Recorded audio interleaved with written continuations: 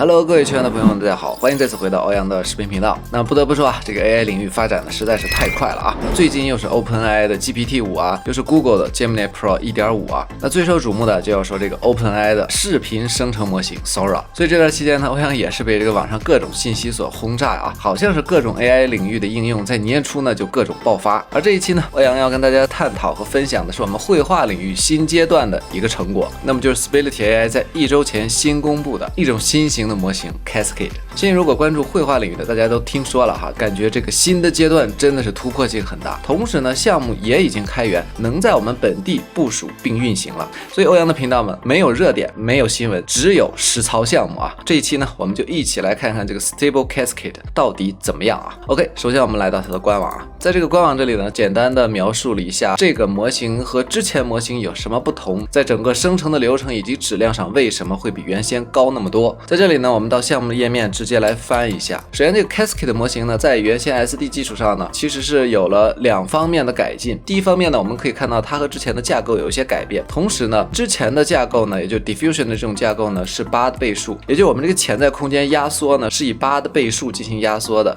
所以当我们1024这个图呢进了潜空间以后，它实际上的分辨率是128乘128，而现在呢，这个 Cascade 做到了42倍的压缩，可以看到1024压缩完的潜在空间只有24乘以24，说白了，这个潜在空间比原先是一种高压的状态。我们可以理解为它在潜在空间运算的算力需要的更小了，效率提高的更多了。同等的来对比一下呢 ，Cascade 它的运算率可能是我们之前 SDXL 运算率的5到6倍，会快5到6倍。那么这就是它基于高压缩的潜空间为我们提升的一个推理速度。那么之后呢，同时呢，现在也开放了之前所有的模型的训练框架啊，比如说大模型的微调啊 ，LoRa 的训练以及 ControlNet、IP Adapter 和 LCM 等等之前的一些所有的东西都可以迁移到我们这个模型上来啊。那最后呢，我们要说的就是它和我们之前的生成的一个流程和原理，因为在我们学习 ConfigUI 的过程中，大家可能逐渐的对生成的过程有了进一步的认知，所以在这个上呢，我们也要大概说一下这个过程呢，它其实一共分为3个步骤。那这3个步骤呢，又由3种不同的模型来负责。这里我们可以看到啊，它所说的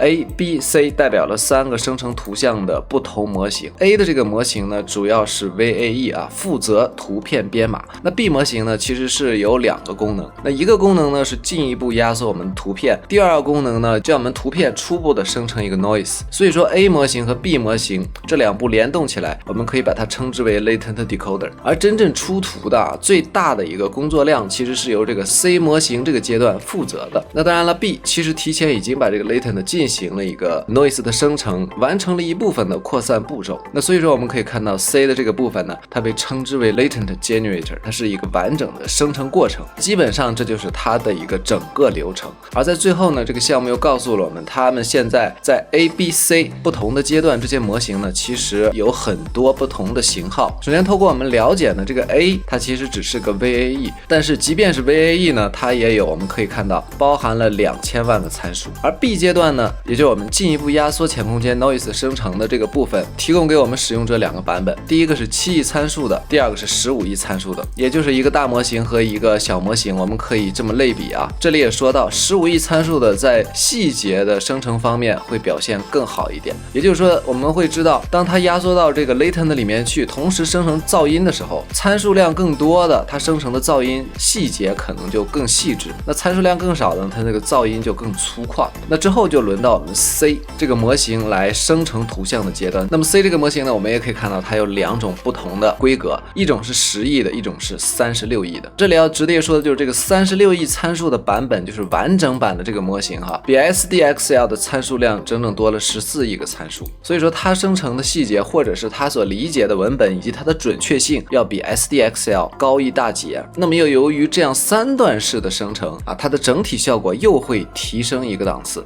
所以说在欧阳这2天试下来以后，觉得特别的，怎么说呢？现在已经不能说画风来形容，或者是你的出的图像好不好，而是说它的准确性以及它的还原能力，应该说是特别的好了。而在图像的成品率上啊，也就是说有多少图像出来是能用的，我试了2天，它的成图可用度是90%以上，也就是大部分情况我们生成了以后就是可以直接使用的，只是说它符不符合你的预期，符不符合你的要求，你是否需要再调整提示词。啊，就是这么直接，就是这么简单。那接下来我们来说一下部署啊。那在目前而言呢，这个项目对我们国内来说呢，部署还是比较麻烦的，而且我们直接打开的是官方的，可以看到这官方公布的项目。那么这个项目它其实是一个完整框架，也就开放了所有的推理功能和训练功能。那要完整的部署官方的这样一个项目是比较麻烦的。那同时有一些社区的开发者呢，为我们单独的整理了用户版，大家呢也不需要担心有多复杂，因为欧阳做了最后一个事情啊，就是把整个项目的环境进行了一个封装，最后呢给大家提供这样一个一键安装版，只需要解压就 OK，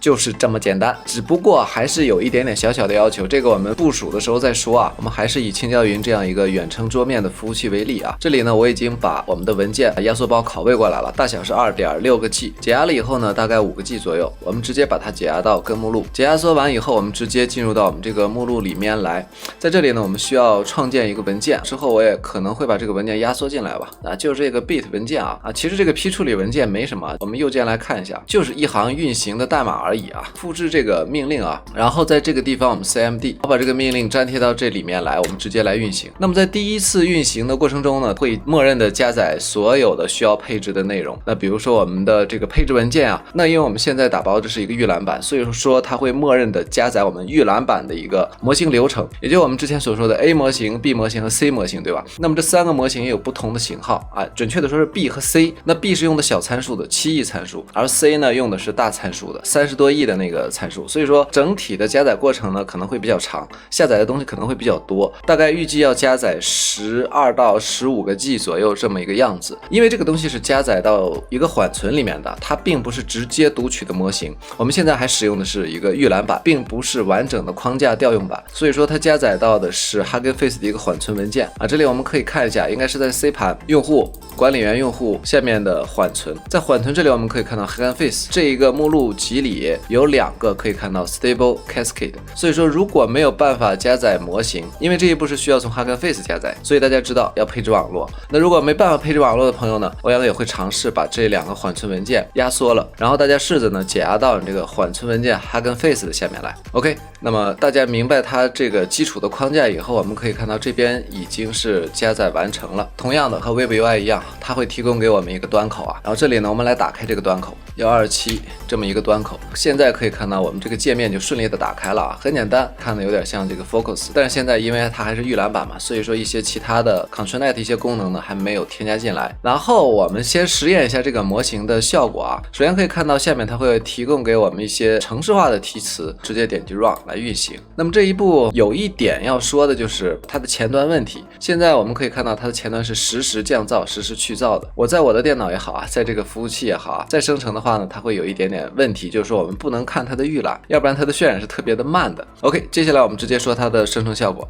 可以看到啊，它直接生成的这个图像，另一边来看一下，它的逻辑还是比较，我觉得是比较严谨的啊。不管说哪个细节吧，你可以看到没有太大的偏差和错误，甚至连这个面它也没有说是糊成一片。那现在呢，我们来个题词，比如说我们第一个手要测试的就是它的手，对不对？机翻的一个题词，我们来看一下，粘贴到这个里面，我们直接 run。第2次运行呢，我们就会看到一些小问题。在我们打开前端的时候，你会看到它渲染的不是特别的快，7%，这是我们的后台啊，挪到这边来。对吧？它渲染的很慢。那特别有趣的是，当我们把这个浏览器给它缩小了，不去看这个预览图像的时候，可以看到它的渲染速度一下就起来了啊。所以说我感觉这是它的前端问题。现在我们来看一下这个图像，可以看到这个女孩的手是特别有逻辑的，对吧？基本上是没有什么变形的问题。那我们改一下种子，再来抽一张。比如说下面我们可以看到有一个高级设置，在高级设置这里我们可以添加负面提示词。现在我们完全不需要添加，也就这个模型，即便我们不添加负面，出来的图像也没有特别大的问题。而下面呢有一些随机种子呀、宽高比呀、一个批次生成几张图像啊，以及下面的引导，可以把它理解为 CFG， 就是这个值越大呢，它越倾向于我们的题词。然后后面呢我们是有2步渲染的，第一步呢是引导渲染，第2步呢算是一个 refiner 的这么一个过程，大家可以对等的理解啊。但这一步其实不是 refiner， 大家可以看到是一个 decoder， 是一个编码式的渲染。那这一步呢其实很快的，我们设置为10步。那么这里呢我们改一下随机种子，然后这样让它生成一下。那这里我们可以看到啊，它的整个的手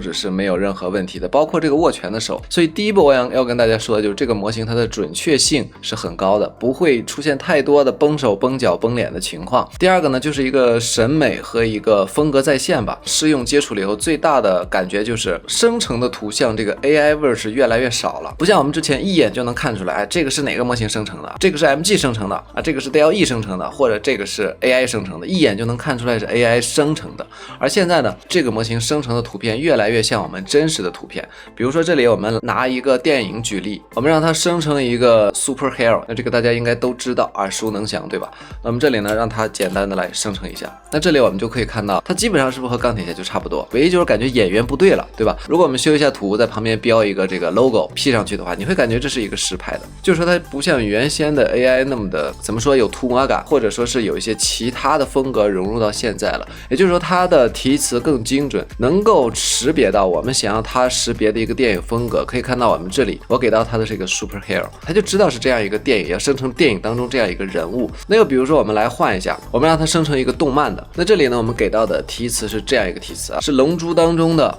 悟空，粘贴进来让它生成一下。另外要说的就是它的生成速度，现在我们是30步的渲染速度啊，10步的 decoder 的一个渲染，总共下来是40步。当然了，后面这10步这个编码呢是很快的啊，所以可以看到在我们服务器这样一个算力下呢，1024的分辨率大概是15秒钟左右。那现在我们可以看到它的还原度是不是很高？我们现在呢让它换成一个龟仙人，对吧？那比如这里我不想使用龟仙人，也不想使用悟空，我想将悟空变成女性来生成一下。生成的时候呢，我们可以看一下这个题词，同样是龙珠的一个风格，但是呢是长发碧眼美丽的女孩释放这个能量波。OK， 可以看到在美术风格上和之前这个悟空的风格稍微有些变化了，可能这种场景在龙珠当中并没有。那如何处理呢？我们可以把它的 CFG 提高一点。那这个引导参数虽然我们可以简单的同等理解为 CFG， 但它不是 CFG， 在这个逻辑当中，我们即便给到它20也是可以的啊，不像之前那个 CFG 给到它15以上就崩啊。这里呢我们给到15吧，这样它会更多的遵循我们的题词。同样我们现在可以看到它的风格就更偏向之前的七龙珠，对吗？所以 Cascade 这个模型它已经不需要任何的风格提示词了，我们只需要给它一个参考风格就可以。那么现在大家能想象到很多的参考风格。之前呢我用大模型生成了一系列的参考，挪过来看一下啊，我收集了部分还是比较鲜明的一些提示词。比如说现在我们这个动漫大家觉得啊，它的动漫就是这样一种风格，就是七龙珠的风格，不对，它还有其他的风格。比如说这里可以看到我有一个海贼王的描述，但是呢我把人物改了，也就是说我将路飞的形象套用在一个女性角色的身上。可以看到啊，海贼王中的女海盗相当于我们用一个剧的风格来生成一个虚拟的角色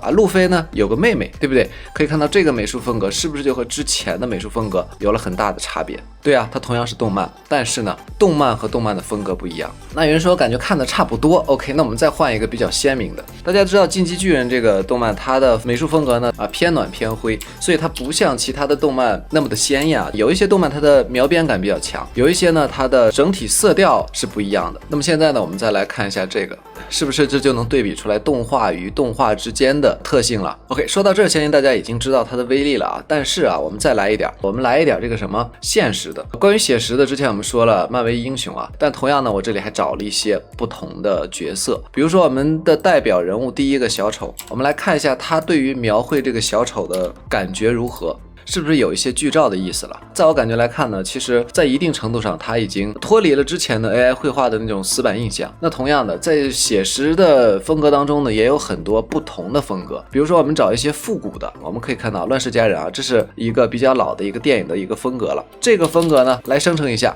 可以看到它会还原电影的一种复古风格。那所以说每一种风格呢，在未来我们不需要再输入一些生僻词，或者输入一些脱离于现实的什么高质量什么壁纸啊，什么各种各样千奇百怪的风格定义词来定义我们的风格，我们只需要找一个参考给它，而且它的还原度大家可以看到是特别的高。那这里我们再做一个实验，同样我们给它一段教父电影的风格，让它生成一个教父当中的主角。所以你可以看到它理解我们告诉它的风格和电影定位，这个人物生成出来以后，我们感觉就是那个电影里面的一个人物。那么第二个方面呢，就是它对题词的精度是特别的高，当我们给到它一段复杂题词的时候，它也能准确的还原。那这这样的场景在我们曾经的这个绘画软件当中呢，它应该是涉及到一个相对复杂的关系了，因为它需要多人的肢体表现。那我们现在来看一下它所生成的，基本上就是符合我们想要的一个画面。所有讲解当中都是一次性成型的，我并没有抽。如果觉得太简单了，我们再给它附加一个条件，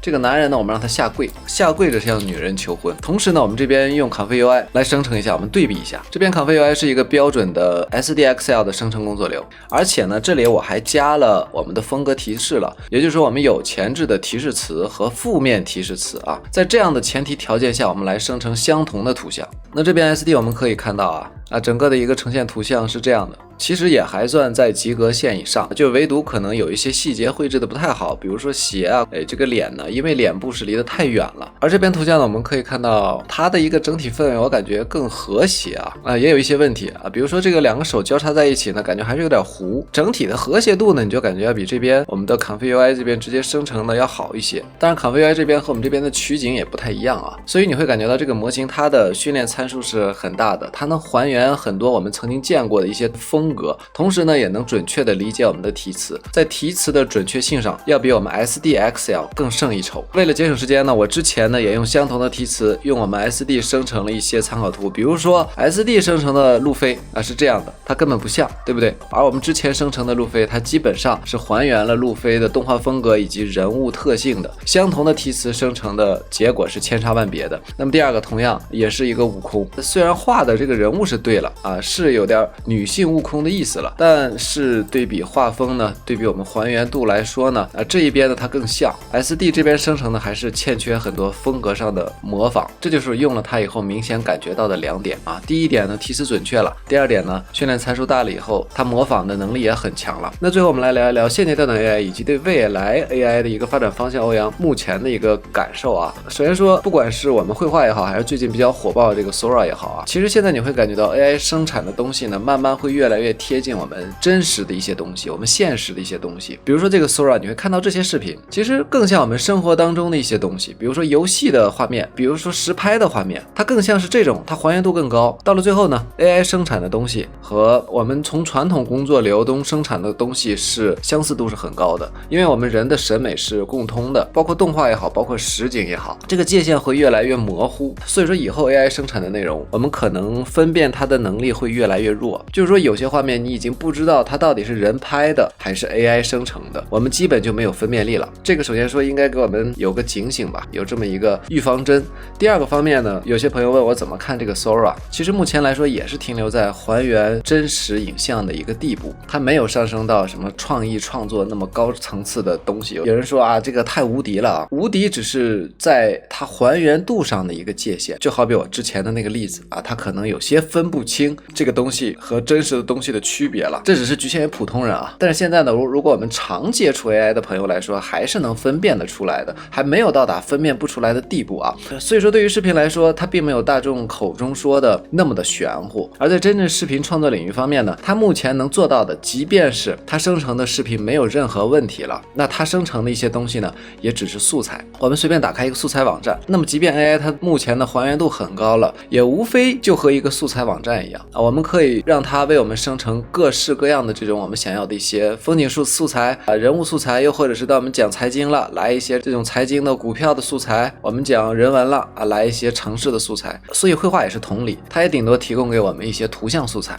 比如说我们做 UI 了想做封面了，想做一些海报的装饰了，花边了等等的，也只能提供这些素材。所以目前来说，即便 AI 做到最好就 AI 视觉方面做到最好，它也只不过是为我们提供了一些素材，它远远还没有到达创意和创作的一个地步。那因为有些外行的人看到这个生成视频越来越真实了，就会说再生成长一点吧，生成1分钟现在以后把30分钟连起来，连到2个小时，它就是一部电影了。这是外行说的话其实真正视频创作也好，还是这个设计也好，它是需要有一个情绪有一个人文的东西在里面的。那目前来说，这个东西呢，只有人能写得出来，能创作得出来，能感受得出来。比如说剪辑当中我们的节奏把控，我们的音乐设计，如何才能给观众更大的视听冲击，这些东西都是要人设计的，机器是完成不了这些艺术方面加工的。所以说即便生成再好的视频再绚丽的视频，这个东西它生成的和我们现在的素材网站你看到的视频一模一样了它也产出不了真正的人文的内容。也产出不了故事内容。那有人就说了，这个 GPT 可以，但是 GPT 大家真正写小说的或者创造这方面的东西的时候，你去试一试，它顶多是给你当个整理方面的帮手，因为它还没有上升到能感受到人文情怀，能感受到艺术情怀以及这个人的情绪波动的地步。所以目前来说，即便 AI 再强大，它也是为我们提供素材、提供灵感的一个工具，根本上升不到创作层面。那直到什么时候它能到达这个地步呢？你有创作能力，起码得觉醒吧，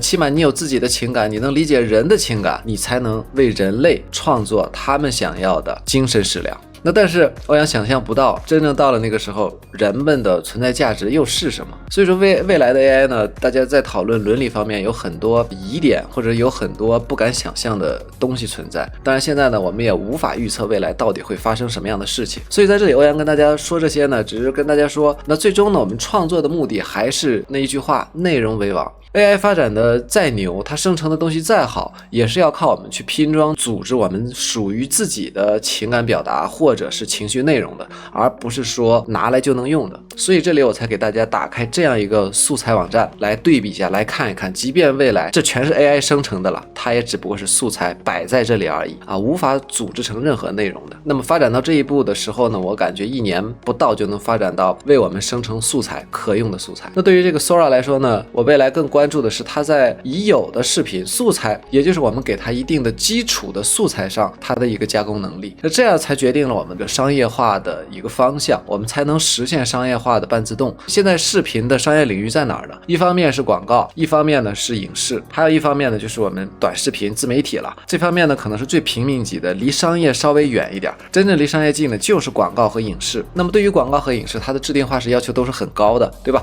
广告我打什么产品，吃的也好，穿的也好，我有一个主要产品，所有的视频内容都是要围绕我这个产品进行展开的。影视呢是针对我的一个剧服务的，那么我的剧呢是有一个穿插的主人公的，基础要达到人物的一致性以及人物在镜头前的表现力的。那说到这，大家就知道为什么我看重的是它图像转视频或者是视频转视频的能力。因为在制定的情况下，我们必须要告诉他我们要的是什么内容，之后呢它能基于我们内容产生什么样质量的素材，那这个呢才是真正决定商业化方向的一个东西。所以说这也是我们在图像方面为什么要了解 Convey UI， 因为 Convey UI 的制定化也是最大的，在商业上呢是有发挥空间的。 OK， 那么这就是最终呢我对现阶段 AI 各种新闻爆炸这么一个大概的理解吧，跟大家聊一聊，希望呢能对大家有一个参考和借鉴的价值吧。好的，那么这一期呢这个 Cascade 的一个测试呢就到这里了。最后呢我会把我这个配置好的一个镜像文件发送到网盘